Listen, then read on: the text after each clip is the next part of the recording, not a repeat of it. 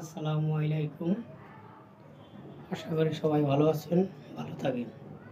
প্রবাসীদের নিয়ে একটু আমি কথা বলবো, কেউ খারাপ মন্তব্য করবেন না। প্রবাসীদের কষ্ট কেউ বুঝতে চায় না। একজন যখন দূর প্রবাসে চলে যায়, প্রবাসে যাওয়ার পরে 12 ঘন্টা ডিউটি করে, 12 ঘন্টা ডিউটি করে বাসায় এসে রান্নাবান্না করে, রান্নাবান্না করতে করতে প্রায় 2 ঘন্টা সময় যায়। মাত্র ঘুমাই ঘন্টা 4 ঘন্টা, আবার বাবুর 5টা বাজে উঠে চলে যায়। তো একজন প্রবাসী কষ্ট করে যে টাকাটা পাঠায় আপনার বাংলাদেশে, ওই টাকাটা হয়তো বোন নামে অ্যাকাউন্ট করে, নইলে মা বাবার নামে অ্যাকাউন্ট করে। কিন্তু দূর প্রবাসের থেকে যখন ওই ছেলেটা আসে 10 বছর পরে, 5 বছর পরে, তখন টাকার হিসাবটা যখন বাপ মার কাছে চায়, এমনকি বোর কাছে চায়, কেউ হিসাব দিতে পারে না। হিসাব দিতে পারে না। একটু বা কাটাকাটি, কথা কাটাকাটি হয়, এই করছি, ওই করছি, ওই করছি। কিন্তু একজন প্রবাস জীবন যে কষ্টের, বাপ মায় বোঝে না, ছেলে সন্তানও বোঝে না, এবং ঘরের পরিবার বউ বোঝে না। তো প্রবাসীদেরকে নিয়ে সবসময় আপনারা অবহেলা করেন। প্রবাসীদেরকে নিয়ে অবহেলা করবেন না। প্রবাসীরা অনেক কষ্টের পরিশ্রমের পরে টাকা পাঠায় বাংলাদেশে।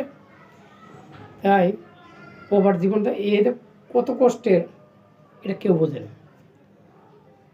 একজন প্রবাসী সারাদিন খেটে আসা মাস শেষে টাকা পাঠায় বাপ মার কাছে, এমনকি বউর কাছে।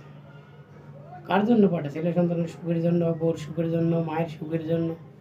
যখন 10 বছর পরে আসে প্রবাসী জীবন থেকে, তখন বাপ মার কাছে হিসাব চাইলে বাপ মা হিসাব দিতে পারে না, বউর কাছে হিসাব চাইলে বউ দিতে পারে না। বাপ মা বলে ওই জায়গা খরচা করছি, বউ বলে ওই জায়গা খরচা করছি।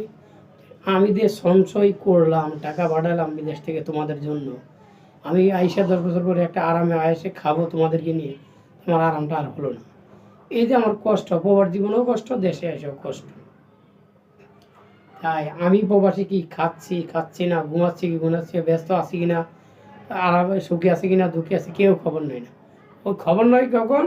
যখন মাসের 1 তারিখ হয়ে যায়, তখন বউ বাচ্চা মা বাপ সবাই খবর নেয়, টাকা দাও, টাকা দাও, টাকা দাও। আর এই প্রবাসী তো টাকার মেশিন, টাকা দিবে মাস শেষে। 1 তারিখ থেকে বেতন দাও, টাকা দাও, এইখানে লাগবে, ওইখানে লাগবে। কিন্তু ওইটা ভাবে না, বাপ মাও ভাবে না, ছেলে সন্তানও ভাবে না, বউ ভাবে না, কত কষ্টের পরে টাকাটা আমি কামাই।